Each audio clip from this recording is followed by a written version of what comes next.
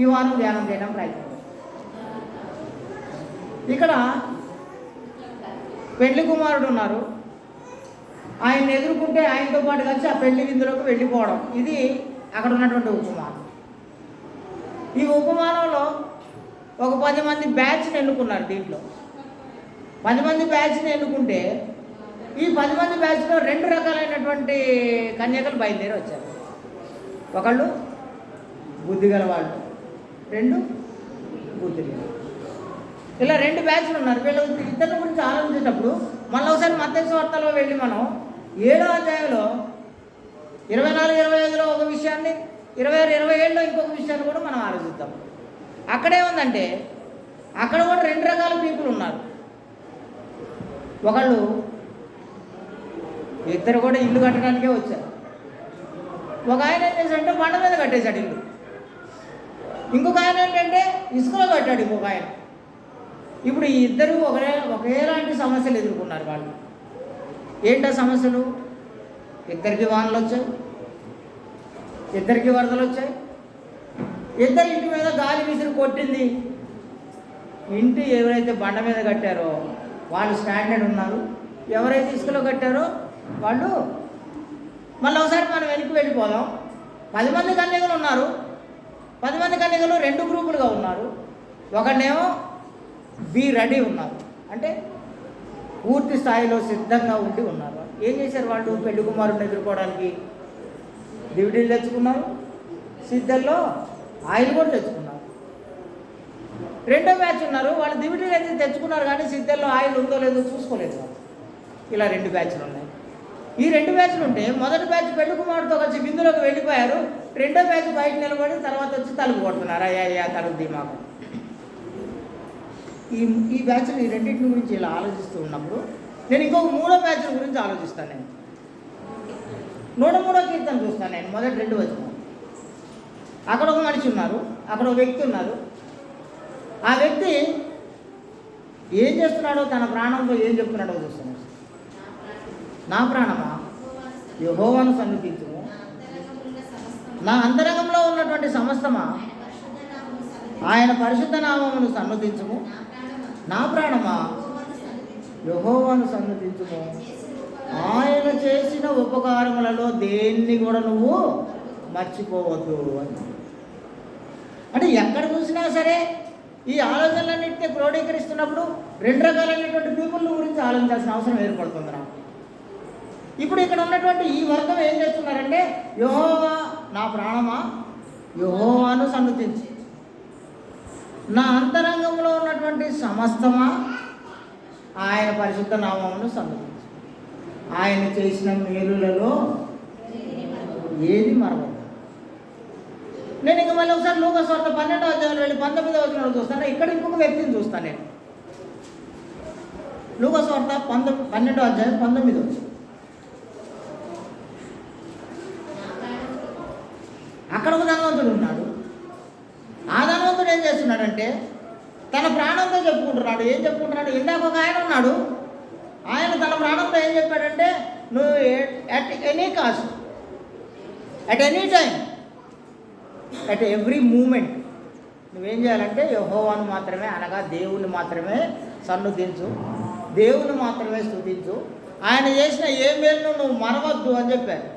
ఇక్కడికి వచ్చేసరికి ఏం చేస్తున్నాడంటే దేవుడు ఇచ్చినటువంటి గొప్ప ఆధిక్యతను, దేవుడు ఇచ్చినటువంటి గొప్ప ఘనతను అన్నిటినీ సమకూర్చుకొని ఇప్పుడు ఏమనుకుంటున్నాడంటే అనేక సంవత్సరములకు సరిపడా విస్తారమైనటువంటి ఆస్తి నీ కోసం సమకూర్చబడి ఉన్నది, ఇప్పుడు నువ్వేం చేయాలి అని ఆలోచిస్తున్నాడు. ఆయన ఏం చేయాలంటే ఇప్పుడు ఆయన సుఖించుము, తినుము, త్రాగుము, సంతోషించు అని తన ప్రాణంతో చెప్పుకుంటున్నాడు. ఇప్పుడు ఆయన ఇందాక ఒక ఆయన ఏం చేశాడు? దేవుని స్తుతించు, దేవుని మహిమపరచు, దేవుని కనపరచు, దేవుడు చేసిన ఈ మేలుల్లో ఏది నువ్వు మరవద్దు, నువ్వు అన్ని జ్ఞాపకంలో పెట్టుకో, అలాగ జీవించు అని చెప్తున్నాడు. ఏదేం చెప్తున్నాడు? అనేక సంవత్సరాలకు సరిపడా ఆస్తి వచ్చేసింది కాబట్టి ఇప్పుడు దేవుడిది ఏం పని?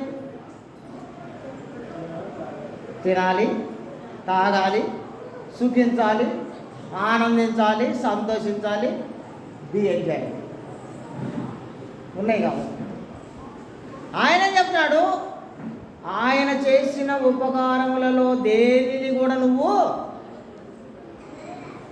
ఇలా రెండు రకాలైనటువంటి ప్రజలను 3 వర్గాల్లో చూశాను నేను. ఒక కన్యకలు,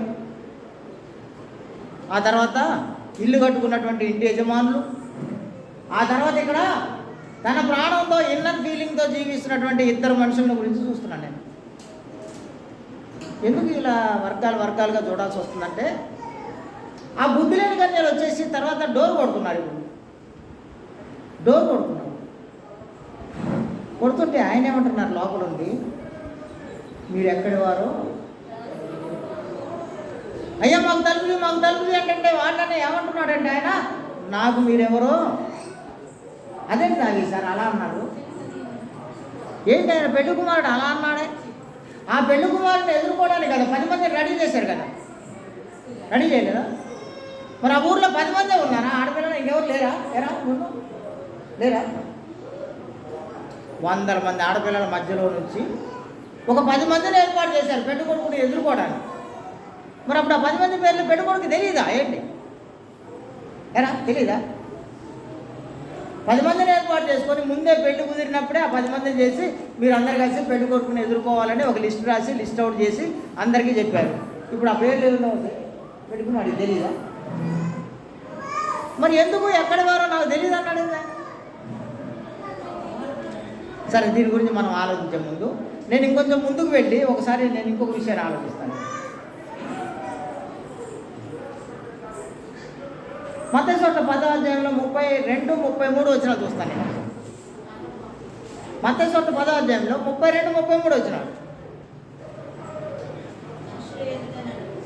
మనుషుల ఎదుట నన్ను ఎవరైతే ఒప్పుకుంటారో పరలోకమందున్న నా తండ్రి ఎదుట నేను కూడా వాడిని ఒప్పుకుంటాను అన్నాను. దానికి ఎందుకు వచ్చేసిన 33వ వచనంలో ఎవరు నన్ను ఎరగను అంటారో పరలోకంలో ఉన్నటువంటి నా తండ్రి ఎదుట దూతల ఎదుట కూడా నేను ఆడేవాడో నాకు తెలియదు అన్నారు. ఇప్పుడు రండి, ఎందుకు వాళ్ళని నువ్వెవరో నాకు తెలియదు అన్నారు. ఇలాగే ఇంకొక బ్యాచ్ 2 ఉన్నాయి చూడండి, ఇంకా 2 వేరు బ్యాచ్లు ఉన్నాయి. వాళ్ళు లోపల ఇంటి యజమానులు లేచి తలుపేసిన తర్వాత వచ్చి తలుపు కొడుతున్నటువంటి బ్యాచ్ ఉన్నారు. ఇప్పుడు అక్కడ ఇంకొక బ్యాచ్ కూడా ఉన్నారు. ఏంటంటే, అయ్యా మాకు తలుపుది అంటే మీరెవరో నాకు తెలియదు అన్నాడు ఆయన మళ్ళీ. అప్పుడు వాళ్ళు ఊరుకున్నారా? వెనక నుంచి వాళ్ళకి ఈయనకి మధ్యలో ఏ అనుబంధం ఉందో గుర్తు చేస్తున్నారు. ఇప్పుడు మీరు మా వీధుల్లో బోధించడానికి వచ్చినప్పుడు మేము లేము నీతో, నువ్వు వెళ్ళి అక్కడ భోజనం చేస్తున్నప్పుడు నీతో కలిసి మేము భోజనం చేయలేదా? నువ్వు మా ఇంటికి రాలేదా? నువ్వెవరో నాకు తెలీదా? ఇలా అడుగుతున్నారు ఒక బ్యాచ్. ఇంకో బ్యాచ్ ఏం అడుగుతున్నారో తెలుసా? మేము నీ నామమున దయ్యములు వెళ్ళగొట్టలేదా? మేము నీ నామమును ప్రకటించలేదా? మేము మీ నామమున స్వస్థతలు చేయలేదా? ఈ 2 రకాల ప్రజల దగ్గర కూడా ఎదురైనటువంటి ఒకే ఒక సమాధానం ఏంటంటే, మీరెవరో నాకు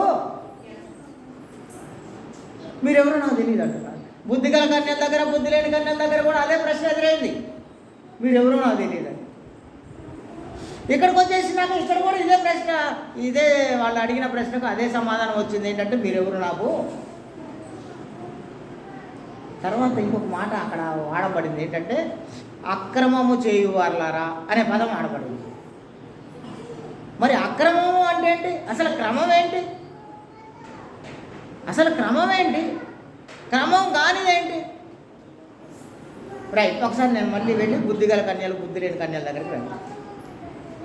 క్రమం ఏంటో అక్రమం ఏంటో చూద్దామని. క్రమం ఏంటంటే, పెళ్లి కొడుకుని ఎదుర్కోవాలని ఒక మాట చెప్పినప్పుడు దానికోసం ఫుల్ ప్రిపేర్డ్గా ఉన్నారు ఒక బ్యాచ్. ఇది ఇప్పటికప్పుడే చెప్పి అప్పటికప్పుడే నువ్వు అప్పటికప్పుడే వచ్చి పెళ్లి కొడుకుని ఎదుర్కోవాలని చెప్పలే. పెళ్లి కుదిరినప్పుడే చెప్పారు పెళ్లి కొడుకుని ఎదుర్కోవాలని. అంటే నువ్వు పెళ్లి కొడుకుని ఎదుర్కోవడానికి నువ్వేం చేయాలి? బీ రెడీ ఉండాలి కదా.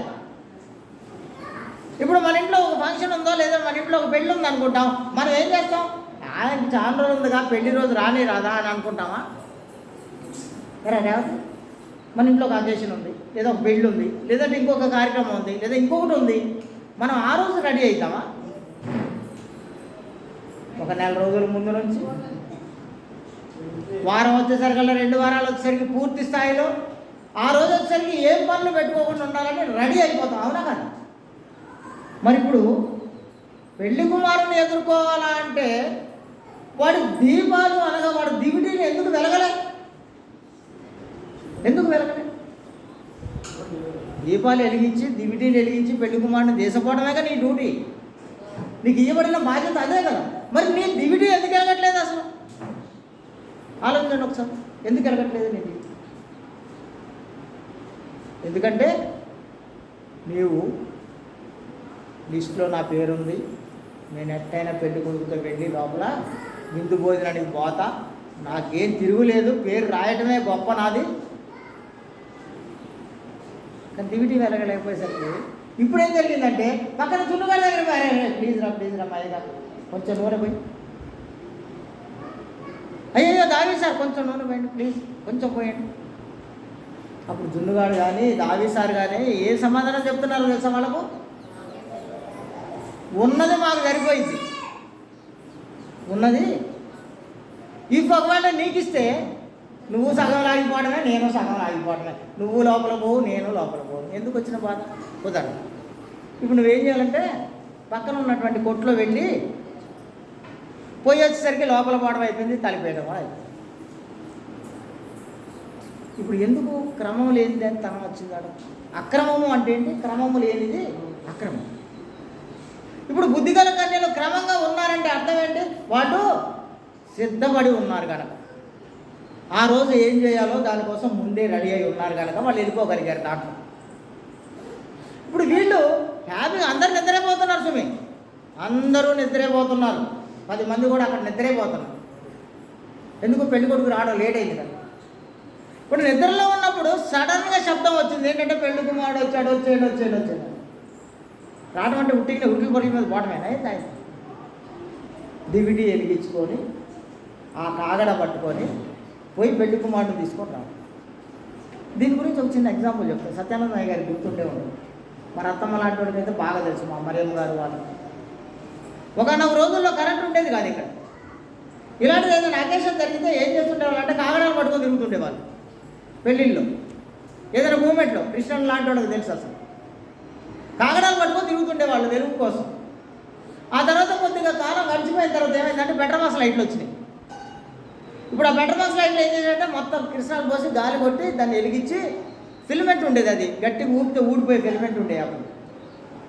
ఇప్పుడు అంతా ఎలక్ట్రానిక్ మీడియా వచ్చేసినాయి.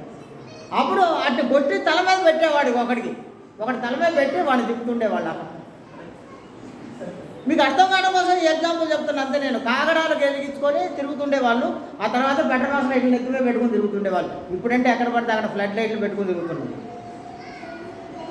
అలాగే ఈ పెళ్లి కుమారుని ఎదుర్కోవడానికి దివిటీలు పెట్టుకొని పోయారు వీళ్ళందరూ 10 మంది.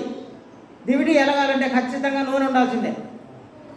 ఇప్పుడు ఆ నూనె ఉందో లేదో చూసుకోకపోవడం వల్ల అక్రమం అయిపోయింది, వాళ్ళు క్రమం లేనితనం అయింది, ఎలగట్లేదు. ఇప్పుడు క్రమమైనటువంటిది సిద్ధపాటు కలిగి మాట చొప్పున ఉన్నవాడు ఎవడైతే ఉన్నాడో వాడు క్రమంగా ఉన్నాడు కనుక వాడు లైట్ వెలిగింది, వాడు పెళ్లి కుమారుడితో కలిసి లోపలికి వెళ్ళిపోయాడు. నేను మన రెండో దగ్గరికి వచ్చేస్తాను. ఇల్లు కట్టాలని ఇద్దరు రెడీ అయిపోయారు. ఇద్దరి దగ్గర పూర్తి స్థాయి మెటీరియల్ ఉంది, మెటీరియల్ పూర్తిగా ఉన్నది. ఏం కావాలో ఇల్లు కట్టడానికి ఏం కావాలో అన్నీ సమకూర్చుకున్నారు వాళ్ళు. మరి ఇప్పుడు వీడి ఇల్లు ఎందుకు కొట్టకపోయింది, వాడి ఇల్లు ఎందుకు నిలబడింది? ఆలోచిస్తూ ఉండండి. ఇజ్రాయెల్ సార్ మేస్త్రి గారు కదా, మీరు ఇల్లు కట్టాల్సి వచ్చినప్పుడు లోపల ఒకవేళ సాయిల్ కరెక్ట్ లేకపోతే, అక్కడ కింద ఉన్నటువంటి ఆ భూమి అది సరిగ్గా లేకపోతే, మా ఇజ్రాయెల్ సార్ లాంటి వాళ్ళు ఏం చేస్తారంటే 4 అడుగులు వేసే ఫౌండేషన్ కాస్త 6 అడుగులకు పోయి 6 అడుగులు లోపల వేస్తారు. కింద ఒక జల్లెడ కట్టి దాన్ని ముందుగా కాంక్రీట్ మాల్ వేసేసి పిల్లలు అక్కడ అడుగు నుంచి బుట్ట కట్టుకొని వస్తారు పైకి. ఎందుకు? భూమి కరెక్ట్ లేదు. అదే బండ మీద ఇల్లు కట్టాల్సి వస్తే సాయిల్ వేస్తారు. మీరు అంత ఫౌండేషన్ గట్టిగా వేస్తారా? అవసరం ఉంటుందా? ఇప్పుడు ఇల్లు కట్టడానికి పోయినటువంటి ఇద్దరు వ్యక్తుల గురించి ఆలోచిస్తుంటే, ఒకటి ఇల్లు కొట్టుకుపోయిందంట, ఇంకొకటి ఇల్లు మాత్రం అలాగే స్థిరంగా నిలబడుతుంది. తేడా ఎక్కడొచ్చిందండి? ఆలోచనలో. ఇద్దరి దగ్గర ఒకటే మెటీరియల్ ఉంది. మొన్న దావీద్ సార్ని పెట్టవచ్చు, ఇప్పుడు మనం దిమ్మలను పెట్టవచ్చు సాక్షి. మొన్న వరదలు వస్తే మేము అక్కడ పోయి ఆ పొట్లాలు ఆ సరుకులు ఇయడానికి పోతే ఒక ఆయన ఎడగట్టిండో తెలుసా చర్చు ఏటి ఒడ్డు మొత్తం ఊడ్చుకోపోయింది. మొత్తం అయ్యగారు కట్టింది మా. ఇప్పుడు ఇక్కడ 2 ఇళ్ళు కట్టేటోడికి ఇద్దరికి ఒకటే మెటీరియల్ ఉంది. వాళ్ళ దగ్గర ఒకటే మెటీరియల్, ఒకటే కావాల్సిన ఇంటికి కావాల్సిన పరికరాలు అన్నీ ఉన్నాయి. కానీ ఆ స్థలాన్ని ఎన్నుకోవడంలో లోపం వచ్చింది. ఇప్పుడు వాళ్ళు గట్టి నేల, బండ నేల ఏదైతే ఉందో ఆ బండ మీద కట్టినటువంటి వాడు ఇసుక మీద కట్టిన వాడిని కొట్టుకోపోయిందట. ఇప్పుడు ఏం జరిగిందంటే పరిస్థితులు ఎప్పుడూ ఇద్దరికి ఒకలాగే ఉన్నాయి. ఇల్లు కట్టినోడికి ఒకటే పరిస్థితులు ఉన్నాయి, సేమ్ అదే పరిస్థితులు ఇసుకలో కట్టినోడికి కూడా అదే పరిస్థితులు ఉన్నాయి. ఏంటవి? వానలు కురిసెను, వరదలు వచ్చెను, గాలి విసిరి ఆ ఇంటి మీద. 2 ఇళ్లకు ఒకటే పరిస్థితులు ఉన్నాయి, 2 ఇళ్ళు ఒకటే పరిస్థితిని ఎదుర్కొంటున్నాయి. కానీ ఒకటి నిలబడి ఇంకోటి నిలబడలేకపోయిందట. ఎక్కడొచ్చిందో తెలుసా ఈ తేడా? ఇల్లు కట్టడానికి ఎంచుకున్నటువంటి స్థలం వచ్చింది, ఆ ఇల్లు కట్టడానికి ఎంచుకున్నటువంటి ఆ ప్రదేశంలో వచ్చింది అంత తేడా. ఇలాగే ఉంచండి, దీన్ని ఇలాగే ఉంచుతుండండి. భూమి సమృద్ధిగా పండగానే తినుము త్రాగుము సుఖించుము అని అనుకునేవాడు వాడికి ఆ పంట ఎక్కడి నుంచి వచ్చింది అనేది ఆలోచన చేయాలి. ఎవరిస్తే వచ్చిందో ఆలోచన చేయాలి. మళ్ళీ నా ప్రాణమా యెహోవాను సన్నుతించుము, నా అంతరంగంలో ఉన్నటువంటి సమస్తమా ఆయన నామాన్ని మీరు సన్నుతించుము, ఆయన చేసిన ఉపకారములలో దేనిని నువ్వు మరవద్దు అనగా వీనికి ఏదైతే ఉన్నదో అక్కడ అతనికి కూడా అదే ఉంది. కానీ తేడా ఎక్కడుంది? ఏది క్రమము, ఏది అక్రమము? క్రమం ఏంటి? ఇప్పుడు ఇచ్చింది దేవుడు గనక ఆ దేవునినే మహిమపరచాలి, ఆ దేవునినే సన్నుతించాలని అనుకోవడం క్రమం. ఆ దేవుడు ఇస్తే కాదు, ఇది నా సొంత కష్టార్జితం, అనేక సంవత్సరాలకు సరిపడా విస్తారమైన ఆస్తి నీకు సమకూర్చబడి ఉన్నది కనుక తిను త్రాగు అనుకున్నావు. అది అక్రమం.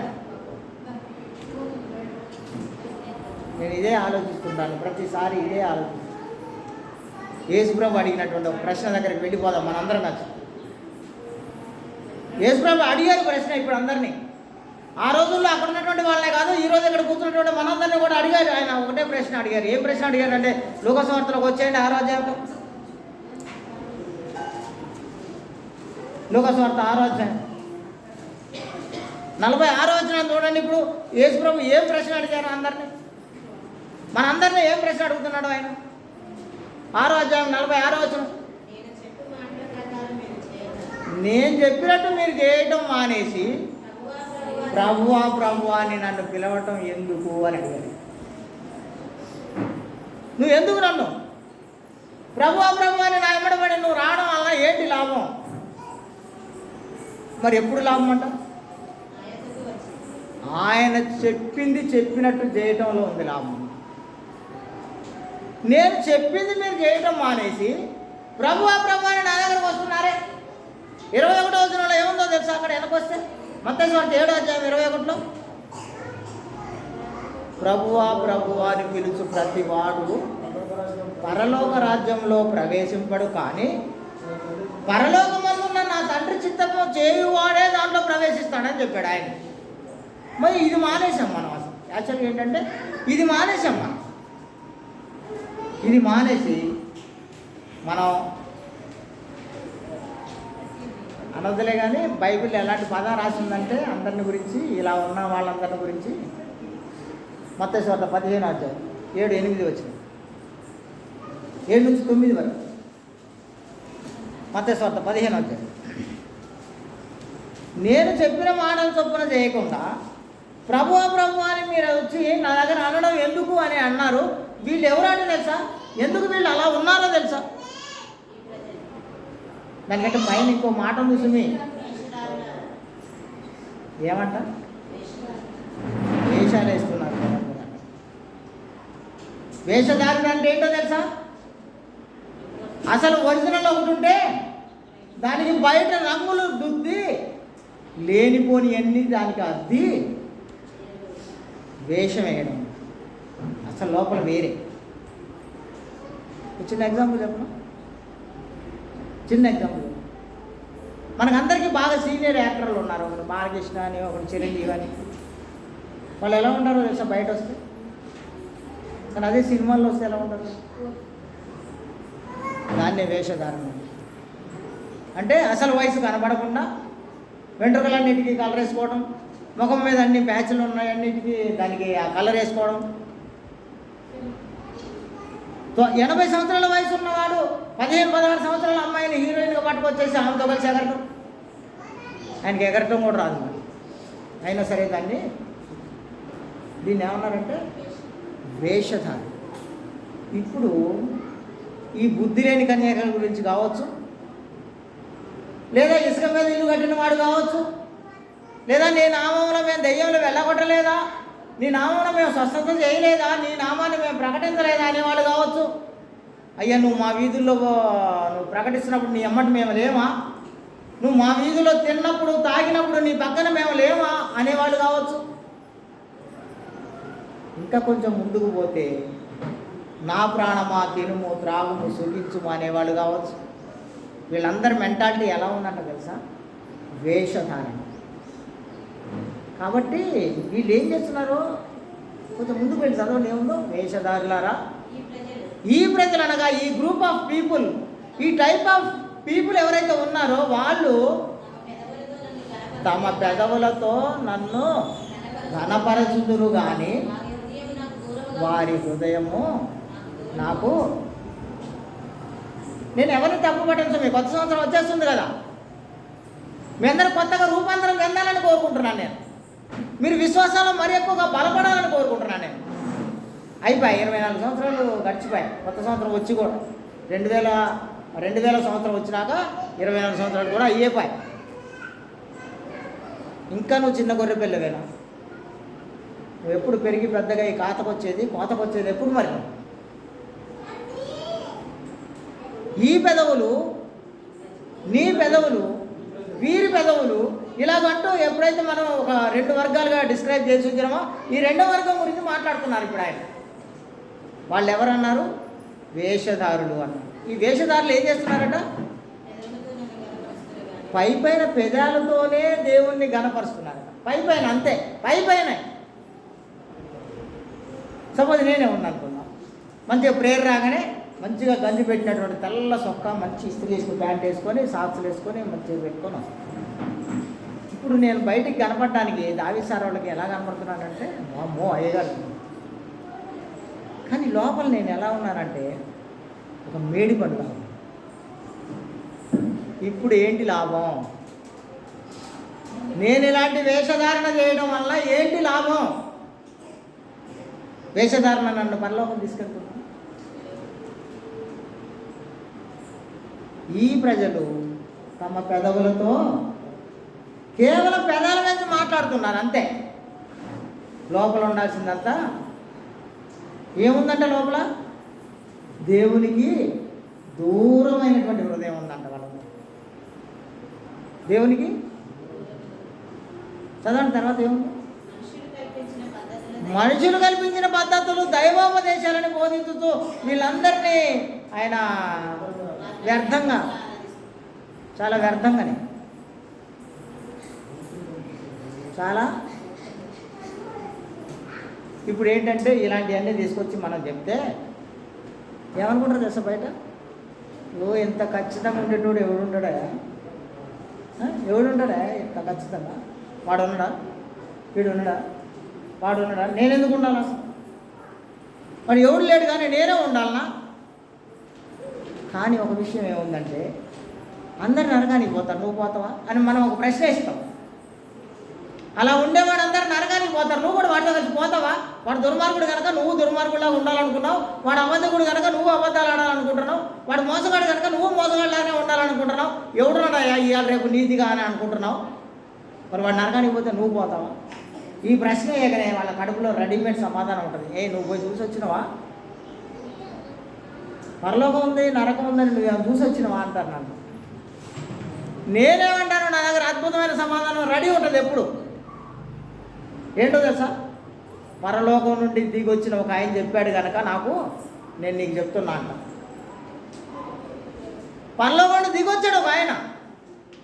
దిగొచ్చిన ఆయన చెప్పాడు, పరలోకం ఉంది, నరకం ఉంది, నరకంలో ఇలాంటి పరిస్థితులు ఉంటాయి, పరలోకంలో ఇలాంటి పరిస్థితులు ఉంటాయని ఆయన చెప్పారు. చెప్పింది బైబిల్లో రాసి మనకి ఇచ్చారు. కాబట్టి నేను కూడా అదే చెప్తున్నాను, అలాగే ఉంటాను. నేను పోయి చూసి రావకర్లే, నేను పోతే రావడం కుదిరిద్దా? ఎవరో ఒక అయ్యగారు రోజు పరలోకంపై దేవుడితో మాట్లాడొస్తాడట. అలా కాదు సుమి, ఇక్కడ బైబిల్ అలా లేదు, అలా ఉండదు. అసలు పోవటం అంటూ జరిగితే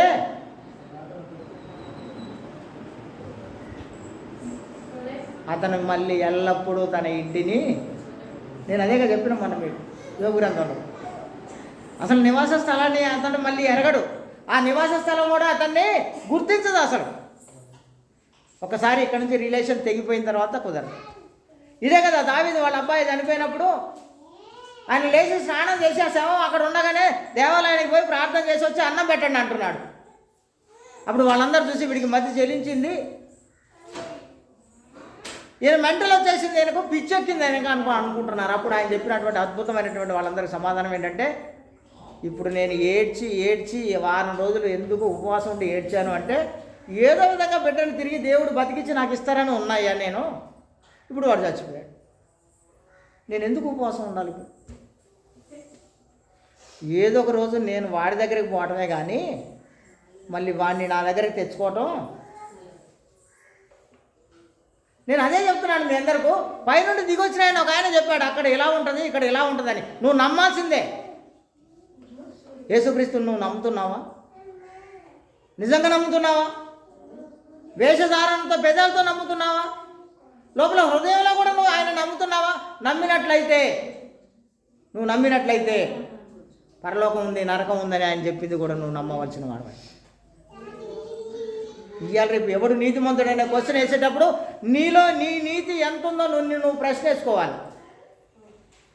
నేను చెప్పిన మాటల చొప్పున జరిగించక ప్రభువా అని నన్ను పిలుచుట ఎందుకు? ఇంకెందుకు నువ్వు పిలవడం ఎందుకు? అనవసరం దండ కాకపోతే. యేసుప్రభు అదే చెప్పారు.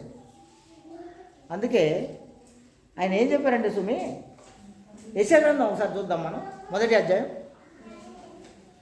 యెషయా గ్రంథం మొదటి అధ్యాయం 15 నుంచి 17 వరకు గల వాక్య భాగం చూద్దాం. ఎందుకు వాళ్ళందరూ అక్రమం చేశారు? ఏంటి అక్రమం? వాళ్ళు చేసినటువంటి అక్రమం ఏంటి? ఎందుకు ఆయన మీరెవరో నాకు తెలియదని అంటున్నారు? మీరెవరో నాకు తెలియదని అన్ని అక్రమము చేయవారులారు అంటున్నారు. ఏంటి ఆ క్రమం లేనితనం? ఏంటి అక్రమం? ఎందుకు వాళ్ళ మాట దేవుడు వినట్లేదు? ఎందుకు నువ్వెవడో నాకు తెలియదు అంటున్నారు? మీరు మీ చేతులు చాపునప్పుడు మిమ్మల్ని చూడక నా కన్నులు కప్పుకుందును. మీరు బహుగా ప్రార్థన చేసినను నేను వినను. మీ చేతులు రక్తముతో నిండి ఉన్నవి, ముందు వెళ్ళి వాటిని శుభ్రం చేసుకోండి అన్నాడు ఆయన. ఈ భూమి మీద నువ్వు జీవిస్తున్నప్పుడు నీ జీవన విధానం అంతా దుర్మార్గంగా దుష్టత్వంగా ఉంది కనుక ముందు దాన్ని నువ్వు కడిగితే అప్పుడు నువ్వేమి నన్ను అడిగినా వెంటనే నువ్వు నా దగ్గరికి వచ్చి చేతులు చాపితే నేను కళ్ళు మూసుకొని ఇప్పుడు నేను నిన్ను ఎత్తుకుంటాను. ఒక చిన్న ఎగ్జాంపుల్ చూస్తాను. ఇప్పుడు నేను మా బంధువులం గారు ఉండాలి ఇక్కడ, ఆమె ఉరికొచ్చి నాకు ఇట్లా చేతులు చాపుకుంటే ఉరికొచ్చింది అనుకోండి, నేను ఇలా నెట్టేస్తానా? ఇంత కళ్ళు మూసుకొని ఉన్నట్టు అటు వెళ్ళిపోతానా? అదే సేమ్ టు సేమ్ చెప్తున్నారు, మనకు అర్థం కావాలని బైబిల్ గ్రంథంలో. మీరు చేతులు చాపునప్పుడు మిమ్మల్ని నేను కౌగిలించుకొని అన్నాడు ఆయన, నేను కళ్ళు మూసుకుంటా అన్నాడు ఆయన. నేను మొన్న కూడా ఇదే చెప్పాను, చిన్నపిల్లల గురించి ఆలోచించినప్పుడు ఆయన కౌగిలించుకున్నాడు. అలాగ నువ్వు చేతులు చాపితే నిన్ను కౌగిలించుకోడట ఆయన. నువ్వు ఆయనకు ప్రార్థన చేసినా ఆయన నీ ప్రార్థన వినడం. ఎందుకట? మీ చేతులు రక్తంతో తడిసిపోయి ఉన్నాయి. మీరు ముందు ఏం చేయాలంటే మీ చేతులు వాటిని శుద్ధి చేసుకోండి, అప్పుడు మీ మాట ఉంటుంది. అందుకే మళ్ళీ ఒకసారి వెనక్కి వెళ్దాం మనం. ఎందుకు బుద్ధిగల కన్యలు బుద్ధి లేని కన్యలు అంటూ ఇద్దరిని విడగొట్టినప్పుడు ఒకరికి ఎందుకు ప్రవేశం దొరికింది, ఇంకొకరికి ఎందుకు దొరకలేదంటే ఆ రెండో వాళ్ళు తమ చేతుల్ని శుభ్రపరచుకోవాలి. వాళ్ళు కేవలం తమ పెదవులతో జనాన్ని మెప్పించారే కానీ నిజంగా హృదయపూర్వకంగా దేవునికి దగ్గర కాలేదు. వాడు ఇల్లు కట్టిన వాడు మంచి స్థలాన్ని ఎన్నుకోలేకపోయాడు. అంత మాత్రమే కాదు, ఇక్కడ మీ అందరికీ ఇంకో చిన్న పాయింట్ కూడా చెప్తాను నేను. బండ మీద కట్టిన ఇల్లు అనే దాని గురించి ఆలోచిస్తే, జ్ఞానం చొప్పున కట్టాడు వాడు ఇల్లు. వీడు జ్ఞానం లేకుండా కట్టాడు. ఇద్దరికి ఒకటే లాంటి పరిస్థితి ఎదురైతే వాడు జ్ఞానం కలిగి కట్టిన వాడి ఇల్లు ఎందుకు నిలబడిందో, ఇది ఎందుకు కొట్టకపోయిందో ఆలోచిస్తాను నేను. నోవహు దగ్గరికి వెళ్ళిపోతాను ఒకసారి. నేను ఊరిన ఇమాజిన్ దగ్గరికి వెళ్ళి, దేవుడు ఒక కొలత ఇచ్చి ఇల్లు ఓడ కట్టమన్నారు. కడితే అది నిలబడిందా లేదు? 40 దివారాత్రాలు వర్షం కురిస్తే 150 రోజులు అనగా 5 నెలల కాలం వర్షంలో నీళ్లు అట్లా నిలిచి ఉంటే ఆ పడవలో ఉన్న వాళ్ళకి ఏమైనా అయిందా? ఆ తర్వాత సేమ్ టు సేమ్ అలా జరుగుతున్నప్పుడు ఎవడైనా ఇమాజిన్ తీసుకుందాం మనం, మిగతా వాళ్ళు కూడా ఎట్నో కట్ట రక్షింపబడడానికి తమ ప్రాణం కాపాడుకోవడానికి ప్రయత్నం చేసి ఉంటారా ఉండరా? లేదా కురిస్తే కురిసిందిలే, సస్తే సచ్చినోళ్ళే అని అనుకుంటారా మనుషులు ఎవరైనా? చివరి క్షణం వరకు ప్రాణం కాపాడుకోవడానికి ప్రయత్నం చేస్తుంటారు మనుషులందరూ. అలా ఎవరైనా ప్రయత్నం చేసి ఉండొచ్చో ఉండకపోయి ఉండొచ్చు, కానీ ఎవడైతే ఆ పడవలో ఉన్నారో వాళ్ళకే రక్షణ దొరికింది. అలాగనే ఆ బండ మీద ఇల్లు కట్టిన వాడు మాత్రమే, వాడు ఎలాంటి చీకు చింత లేకుండా ఉన్నాడు. ఆ బండ క్రీస్తే. ఆ బండ క్రీస్తే. ఆ కట్టబడినటువంటి ఇల్లు సంఘమే.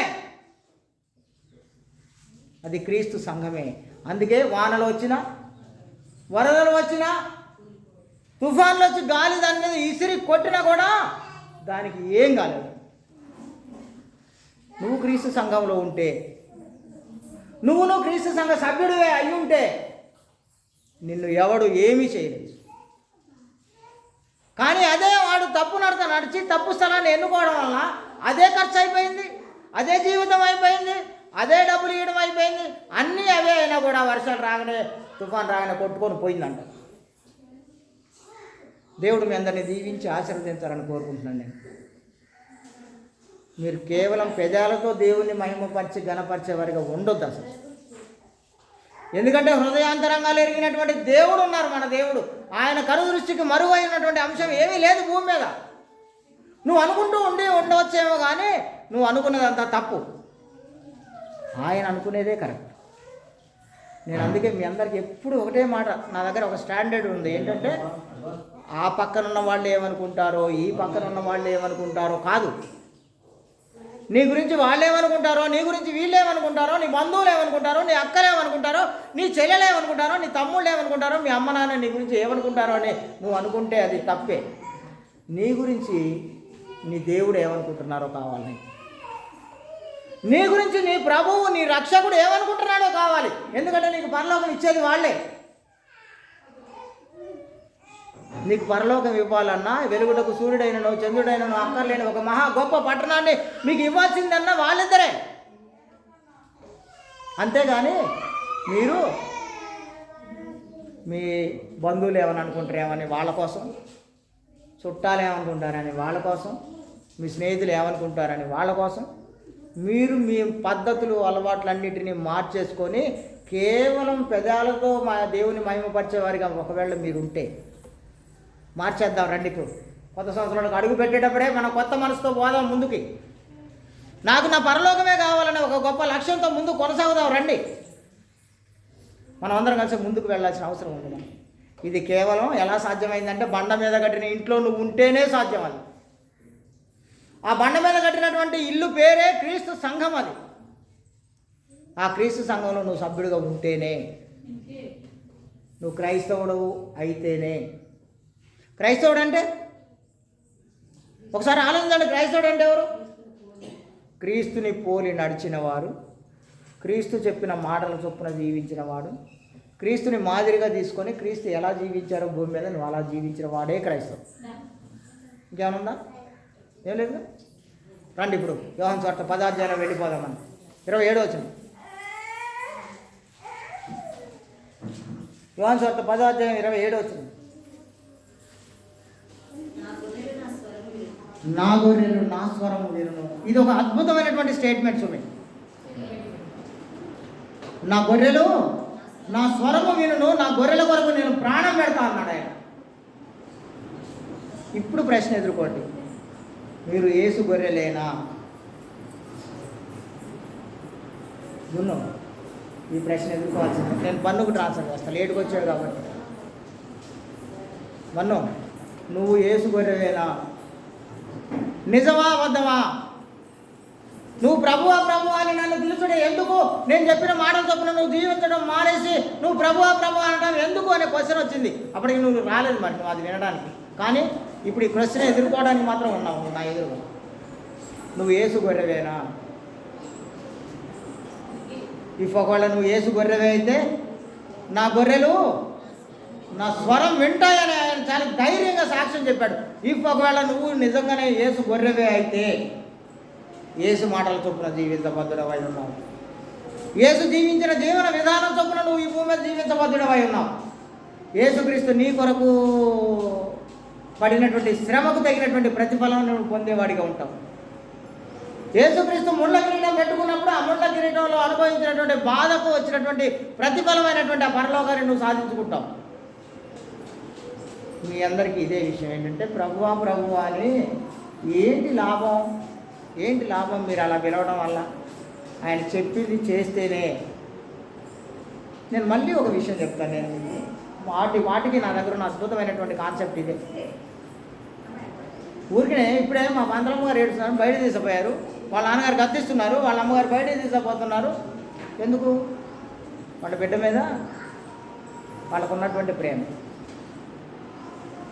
నొప్పి కూడా తగలనీయకుండా. మేమైతే మరి ఇక మేము ఇంట్లో ఉంటే ఆమెను కాలు కింద పడనీయకుండా చూసుకుంటుంటాం మేము. ఇప్పుడు పరలోకంలో ఉన్నటువంటి మన తండ్రి అయినటువంటి దేవుడు ఆయన తన ఒక్కగానొక్క కుమారుడు అద్వితీయ కుమారుడు ఏం చేశారో తెలుసా? నీకోసం చంపడానికి ఇచ్చేశారు. ఆయన నీకోసం చంపేయడానికి ఇచ్చారు, నీకోసం కొరడా దెబ్బలు తినడానికి ఇచ్చారు ఆయన కుమారుణ్ణి, నీకోసం ముండ్ల కిరీటం పెట్టడానికి ఇచ్చేశారు ఆయన భూమి మీద. అంటే ఇక్కడికి వచ్చినాక జరిగిన సంఘటన ఇది ముందే నిర్ణయించబడిందా దావీదు సార్? యేసు ప్రభు శిక్ష అనుభవించడం అనేది ముందే నిర్ణయించబడిందా, లేకపోతే ఇక్కడికి వచ్చినాక ఇక్కడ ఎదురైన పరిస్థితులను బట్టి జరిగిందా? ముందే నిర్ణయింపబడింది. దేవుడు అక్కడి నుంచి తన కుమారుడు పంపించేటప్పటికే తెలుసు దేవునికి ఎన్ని కొరడా దెబ్బలు కొడతారో తెలుసు ఆయనకు. ముండ్ల కిరీటం తలమై పెట్టి కొట్టినప్పుడు ఎంత రక్తం కారిపోతుందో కూడా ముందే తండ్రి అయిన దేవుడికి తెలుసు, అనుభవించే యేసుక్రీస్తు కూడా తెలుసు. అన్ని కష్టాలు ఉంటాయి, అన్ని శ్రమలు ఉంటాయి. ఆఖరికి శిలువ మీద 3 మేకుల మీద 6 గంటల కాలం వేలాడిన తర్వాత ఆయన అక్కడ ప్రాణం దారపోయాలని, ప్రాణాన్ని అర్పించేయాలని దేవుడు ముందుగానే తెలుసుకొని కూడా నీ కోసం ఇచ్చారు ఆయన ఒక్కగానొక్క. మన పిల్లలు ఏడిస్తే ఒప్పుకోము, వాడికి కష్టం రాకుండా భుజాల మీద ఎత్తుకొని సాత్తాం మనం. అలాంటిది నీ తండ్రి, నీ దేవుడు, మన దేవుడు, మనందరి దేవుడు తన ఒక్కగానొక్క కుమారుని నీ కోసం ఇచ్చేస్తే పొగరు, గర్వం, పేదాలతో దేవుణ్ణి గణపరిచే తనం, పైపెచ్చు వాడిని చూసి వీడిని చూసి వాడిని చూసి మనం మాదిరి తీసుకునే తనం. క్రీస్తుని మాదిరి తీసుకోమంటే నీ గురించి క్రీస్తు చాలా మీ చింత యావత్తు ఆయన మీద వేయమని దేవుడు కోరుకుంటుంటే మీ చింత అంతా పక్కోడు ఏమనుకుంటాడో, వేయడేమనుకుంటాడో, వాడేమనుకుంటాడో. నేను నిన్న ఎవరికో చెప్పిన మా తమ్ముడికో ఎవరికో చెప్పిన, అరే భూమి మీద ఉన్నంతసేపు ఈ రిలేషన్స్, ఈ సంబంధాలు, అనుబంధాలు, ఆప్యాయతలన్నీ భూమి మీద మనం జీవించినంత కాలమే. వన్స్ ఎప్పుడైతే భూమి మీద ఉన్నటువంటి మనము శరీరాన్ని వదిలేసి ఆత్మరూపేణ పైకి వెళ్ళిపోయామో అసలు ఎవరిని గుర్తించరు. అక్కడ పిల్లలు కుటుంబాలు ఉంటాయని అనుకుంటావు, కానీ ఇదంతా తప్పు సుమి. అక్కడ ఏముండదు. ఇక అందరికీ తలా ఒక బార్కోడ్ ఇవ్వబడింది. జీవ గ్రంథంలో పేర్లు ఉన్న వాళ్ళందరూ ఒకవైపు, వేరే గ్రంథంలో పేర్లు ఉన్నటువంటి వాళ్ళందరూ ఒకవైపు, అంతే. అక్కడికి వెళ్ళాక మా నాన్న, నా భార్య, నా పిల్లలు, నా కొడుకు, నా కోడలు ఏముండవు. అక్కడ కేవలం ఆత్మలకు మాత్రమే ఉంది. ఏది ఉన్నాను సరే, దేవుడు మీ అందరినీ దీవించాలని, ఆశీర్వదించాలని కోరుకుంటున్నాను. నేను బుద్ధిగల కన్యలా ఉంటావా? Be ready. లేదా బుద్ధి లేని కన్యలా ఉంటావా? సిద్ధపాటు లేక. బండ మీద ఇల్లు కట్టినటువంటి క్రీస్తు సంఘ సభ్యుడిగా నువ్వు ఉంటావా? ఇసుకలో ఇల్లు కట్టినటువంటి ఒక మతశాఖ పరమైనటువంటి దాంట్లో ఉన్నవాడిగా ఉంటావా? నేను నీ అమ్మడి పడి తిన్నాను, నువ్వు మా వీధుల్లో తిరిగావు అని చెప్పేవాళ్ళలాగానే ఉంటావా? ఆయన చెప్పినటువంటి ఆ క్రమంలో జీవించేవాడిగా ఉంటావా? ఆయన నామాన్ని ప్రకటిస్తున్నాను నేను, ఆయన నామంలో దెయ్యాలు వెళ్ళగొట్టాను, నేను అద్భుతాలు చేశాను, సూచక్రియలు చేశాను అని చెప్పేవాళ్ళు ఉంటావా? ఆయన చెప్పింది చెప్పినట్టు ఆచరించి నువ్వు ఆత్మను పరలోకంలో తీసుకెళ్ళేవాడిగా ఉంటావా? ఆలోచిస్తూ ఉండాలి మనం అందరం. 2 రకాల ప్రజలు, 2 గ్రూపులు ఉంటే ఆ 2 గ్రూపుల్లో మన గ్రూపు ఏ గ్రూపు? పాటలు పాడుతుంటాం కదా కదా, మా పిల్లలు పాత పాటలు పాడుతుంటే వాళ్ళు చారం లాంటి ఇప్పుడు పాడట్లేదు ఆ పాట. న్యాయాధిపతి అయిన దేవుడు నిన్ను తీర్పు తీర్చే వేళలో నీది ఏ గుంపు అని పాడతాం మనం మళ్ళీ వచ్చేసరికి మనం గుంపు జారాల్సి వస్తే మాత్రం మనల్ని లెక్క తీస్తే మనం ఏ గుంపులో ఉన్నామో మనం గుండెల మీద చేసుకుని ఆలోచన మీకు తెలిసిపోయింది మీరు ఏ గుంపులో ఉన్నారు. ఎవరు చెప్పక్కర్లే, మీకు వాక్యమే ప్రామాణికంగానే ఉంది. అది మీరు ఏ గ్రూపులో ఉన్నారు, ఏ గుంపులో ఉన్నారు. బడికి పోకుండానే పరీక్షలు రాయకుండానే నీకు మార్కులు మా టీచర్ వేస్తాడు, మా టీచర్ మావాడే, ఏం పర్లేదు, ఆయన కరుణామయుడు దయామయుడు, నేనేం పరీక్ష రాయిపోయినా, నేనేం చదవకపోయినా సరే నాకు మార్కులు వేస్తాడు, నన్ను పాస్ చేస్తాడని నువ్వు అనుకుంటే అబద్ధం. ఒకవేళ ఎవడైనా నిన్ను అట్లా తప్పుదోవలో నడిపిస్తే అది అబద్ధం. నువ్వు చదవాల్సిందే, పరీక్షలు రాయాల్సిందే, మార్కులు సాధించుకోవాల్సిందే. అందుకే చాలా దీర్ఘశాంతంతో ఉన్నాడు ఆయన. ఇకనైనా మాట్లాడేమో, ఈ సంవత్సరమైనా మాట్లాడేమో, ఇంకొక సంవత్సరం ఉంటే మాట్లాడేమో అని ఎదురు చూస్తూ ఉన్నారు ఆయన. మనం ఏం చేస్తున్నామంటే ఆయన చూసి ఆ ఎదురు చూపుతో మనకి ఏ సంబంధం లేదు. బ్యాప్టిజం పొంది 20 ఏళ్ళు కావచ్చు, బ్యాప్టిజం పొంది మనం 30 ఏళ్ళు కావచ్చు. ఎక్కడున్నావు గొంగళి అంటే అప్పుడు నేను ఎలా ఉన్నానో ఇప్పుడు అలాగే ఉన్నానని చెప్పేలాగున్నాను. ఇది మంచిదా? మన జీవితాలకి ఇది మంచిదేనా? మన పరలోకం చేరగలమా? నేను మీ అందరికీ అదే విషయం చెప్తుంటాను ఎప్పుడు. మనం నడిచే నడత వలన, మనం మాట్లాడే మాట వలన, మన తీరు వల్ల లోకంలో ఉన్నటువంటి అన్యజనులు దేవుని వైపు వచ్చే విధంగా మనం లోపల జీవించాలి. ఇది మాత్రమే మన ముందు ఉన్నటువంటి. అవి మంచివైనను సరే, చెడ్డవైనను సరే, ఈ దేహంలో మనం జీవించినంతకాలం మనం చేసిన క్రియలే మనకి ఫలాన్ని ఇస్తాయి. మంచి జీవిస్తే మంచి ఫలం, చెడ్డగా జీవిస్తే చెడ్డ. మంచి ఫలం అనగా పరలోకము, చెడ్డ ఫలం అనగా రండి మనందరం కలిసి మంచి ఫలాన్ని పొందే వాళ్ళగా ఉన్నాం. మార్చుకుంటూ పోదాం, అంతే. మార్చుకుంటూ ముందుకు కొనసాగుదాం. సంవత్సరానికి 10% పెంచినా చాలు. మనం సంవత్సరానికి 5% పెంచినా చాలు. పోయిన సంవత్సరం నేను ఎలా ఉన్నాను, ఈ సంవత్సరం ఎలా ఉన్నాను, రాబోయే సంవత్సరం ఎలా ఉంటాను, ఇలా వేస్తూ ముందుకు వెళ్ళండి. దేవునికి అనుకూలమైనటువంటి జీవితాన్ని జీవించండి. దేవుడిని అందరినీ జీవించి ఆశీర్వదించున్నాను. మీ అందరికీ ప్రత్యేక వందనాలు తెలియజేస్తూ ముగిస్తున్నాను. ఆమె థ్యాంక్ యూ.